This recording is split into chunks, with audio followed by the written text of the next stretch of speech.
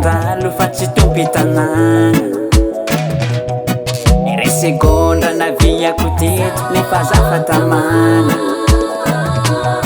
tananangeza midadasika be izaka mavariagna maro be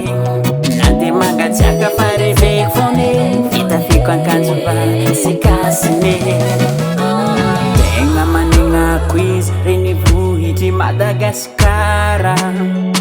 faritany Analamanga Antananarivo le tanàna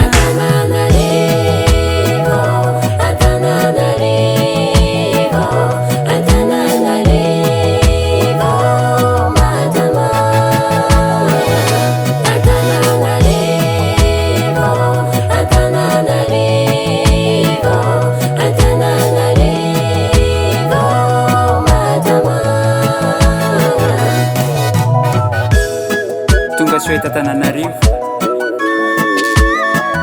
Mizotra national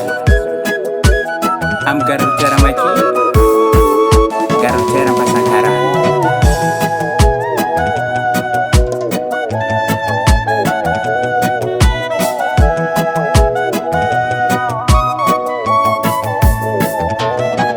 Vavahady iresampirenena aéroport ivanto Université de Madagasikara Anyankatso Minikoderagna amin'ny atsarambevavy tsy mandandram-bolo ary tsy mila makiazy manakolontsaigna tsy tambarana amin'ny hafa na resaka fandihana ko resaka fitara tanàna mamokatra legioma natoraly agny Tsimbazaza ny parky nationale tantara fahina miroho manjaka miady Antananarivo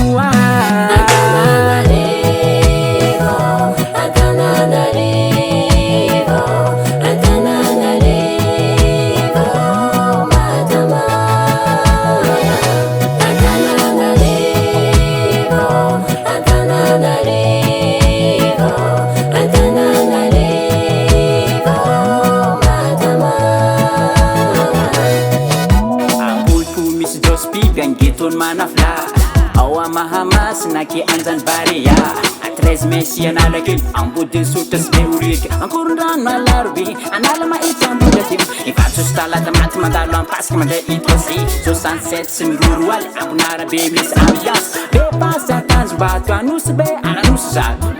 azala ngeza tananga tie melatsingam zachibutanisa any